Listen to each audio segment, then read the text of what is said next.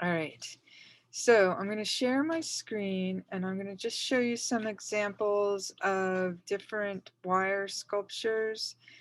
Now, this I have in a PowerPoint presentation, and I'm going to try and get this over into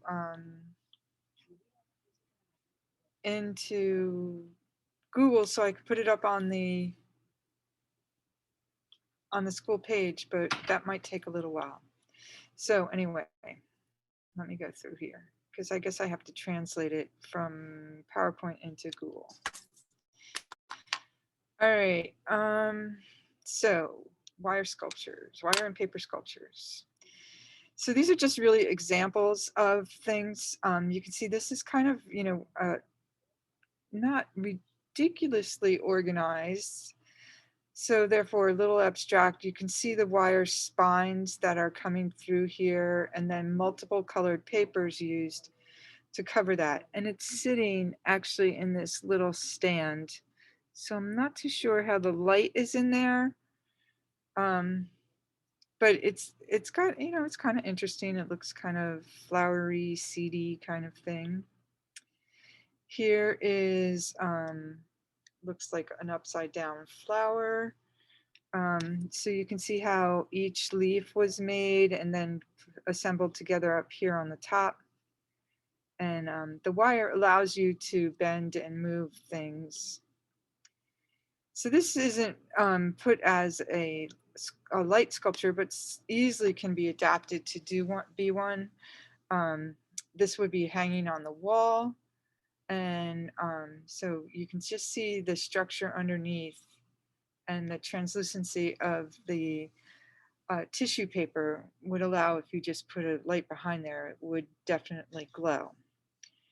Kind of the same with this, but this seems to be like just a singular piece. So it's not necessarily three-dimensional, but could be a component that could be added all together to create something like the slide that I showed you here. That could be one of the leaves that I showed you. Then we have this very involved piece with lots of structure underneath. You can see all of the wires. You can see the connections even, and a really well-defined cat. And again, you can throw a little candle in there somewhere and you can have a little lantern.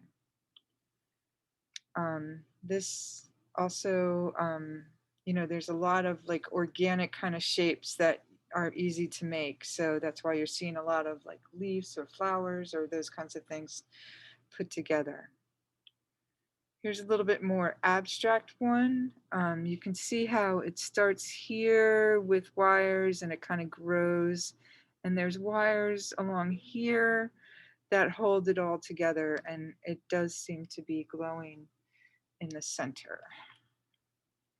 So then you have a little heart. I know everybody just loves hearts. So again, if you look, it's not just the outline here that has wire, but you can see on the inside how there's a structure to it. So there's an outline here that outlines the heart, but then there's this wire here, whoops, sorry, and this wire here that make it dimensional. And then you've got something more, a little more organic as well. Now, what I want to say is that there's some people who use wire, and then there's some people who use what's called reed. Um, we used to do baskets in crafts and pottery. We haven't done that in a really long time. But reed is like what you use to make baskets. It's a flexible wood. I don't know if anybody has that around, but you certainly could use that. I choose to give you wire because I feel like wire is a tad more easier to work with. The reed is shaping the reed and holding it in the shape is not as easy as if it was wire. So then there's one more thing I really would love to show you, and that is like on YouTube, there's tons of videos of people who work in this manner. Let me get to my thing here and see if I can find it. I found this earlier and I saved it. Let me get there. So has anybody started?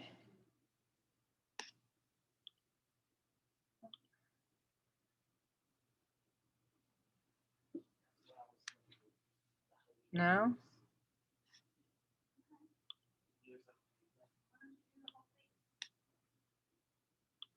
I take it your silence is that nobody has started.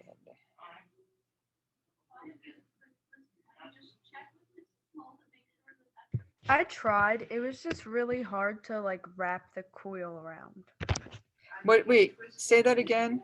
I tried, but it was like really hard to like keep it steady and wrap the coil around. So you're having a hard time with the wire? Yeah. Yeah, I noticed that. So like I always have to order really cheap stuff, and even when I was working with that wire is really super stiff. You have to be pretty strong. So what you want to do is just make sure that you're using your needle nose pliers. You may need another plier to hang on to, what's there while you're twisting with your needle nose pliers.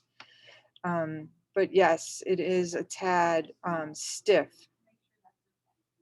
So here's just this really quick little thing. Oh, wait.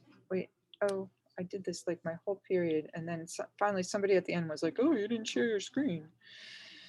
But anyway, let me share my screen and just quickly get to just to follow, look at this real fast.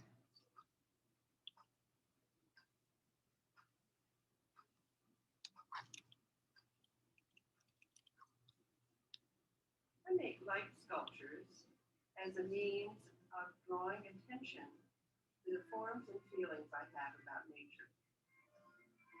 So she's using the reed. The manipulation of the reeds in combination with applying the paper are a form of meditation for me.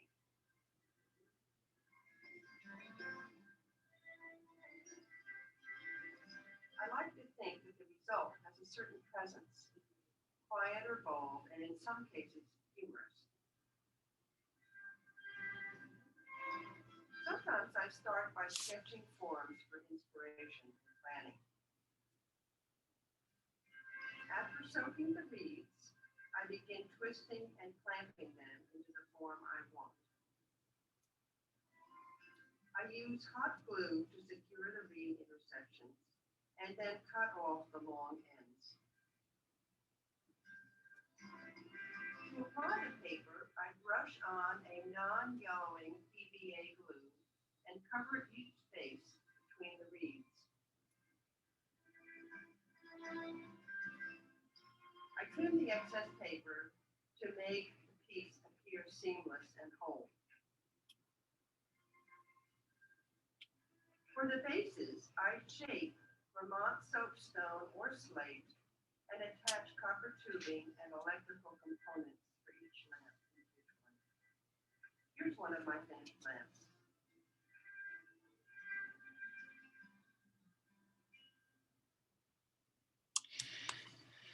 All right. So that, just a kind of simple way of looking at how someone else works. So, anybody have anything that they could share, like the beginnings of something? Have you guys put up sketches? Okay, so today is Thursday, and so if Monday's the end of the market period. I pretty much know we're not going to get this done by then. So that pressure being off, let's say that I would like sketches, because I did put that assignment up yesterday. And then I would love to see the beginning. So Monday, what I'll grade is your structure before you put on any paper. So let me just go and show you a little bit. Wait, I'm sorry, I just have a like question. Say again? I just have a question. How big are these supposed to be? That's totally up to you. Okay, thank you. I was trying to So figure out what I want to do, but I was thinking about it yesterday, but I'm not, like, depending on the size, it depends what I'm gonna make. so working really super small would be hard. So you want to, you know, like a medium size is good. I don't, something that you can manage in your hands, you know, don't, if you, I mean, if you so want to, you know, go big, but, you know, if you just can manage it, I just like something really little will be really hard to deal with it, with that, with the wire that you have. Alright, You guys are more than welcome to go on your own and get different wire that might be easier to deal with. But you don't want it too thin of a gauge, and that's the thickness of a wire. So you do not want it too thin, because then it won't support its, you know, it won't support everything that you're going to try and do with it. So I know there's aluminum wire out there. You can pick that stuff up at Home Depot and possibly even Walmart, that kind of stuff. How, what do you need? A pencil.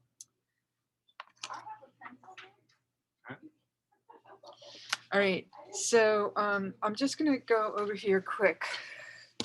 Bring this with me. And I kind of show you what I've gotten so far. My jellyfish. Yeah, what do you need? With the wire? Okay. All right, so got this. Who left? Somebody left. I'm insulted. Where am I? I gotta get my tools.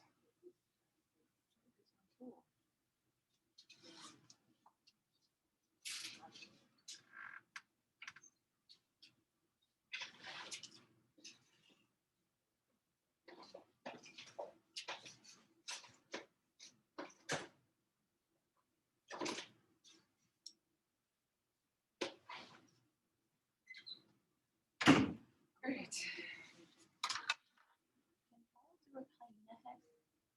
Can you do a hyena head? Yeah, sure. Yep. All right, so this is going to be really hard. I wish I had better technology. So if you can see, like, here's how I wrapped this, and I am using a needle nose. I gave you guys all my good needle noses. So these are really little, but what I do is I grab that juncture and I really squeeze hard. And that will make this so it doesn't move around. So I did that on all of these. So this is the beginning of my piece. What I need to do now is to make a place for the light to sit. So I'm going to run wire from here to here, here to here, and have a little circle in there for my little lamp to sit there. So if you have another pair of pliers, it might be good. I don't have another pair of pliers. You guys all have them. To hold your wire with that pliers and then use the other one to shape what you want. So really, with this particular wire, since it's really stiff, you may want to, you know, think about a really simple kind of solution to this particular scenario. So here's my wire. So let me say that, like, for the end of the marking period, if you owe me any work, that's due tomorrow. And then if you, my hair is crazy. If you, on this particular project, I'm gonna want sketches and then your foundation. So, just the wire part, not the paper part. And then next week we could do, you can keep working on the paper part. But if indeed you do owe me some work that needs to be in by tomorrow, please. Don't want to wait till the end, last minute to be grading like a maniac. Hate that. All right, so I'm going to continue to work on this. I'll come back every once in a while. I got to help Erica here, get Kyle some supplies. And anybody have any questions, concerns? So, sound fair? Do you think you can get those sketches done in the beginning, the base done before Monday? This like the square thing, Say again?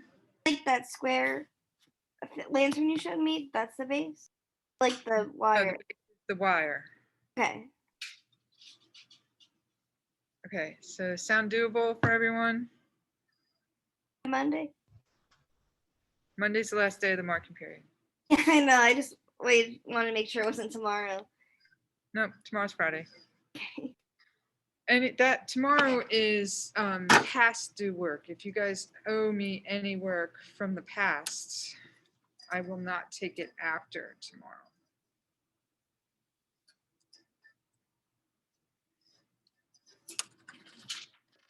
So.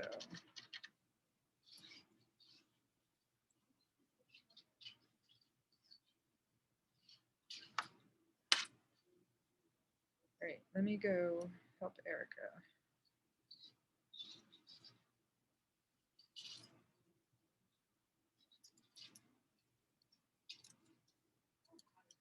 Because I can get involved in this. Yeah. Be right back. I'm gonna stop this recording.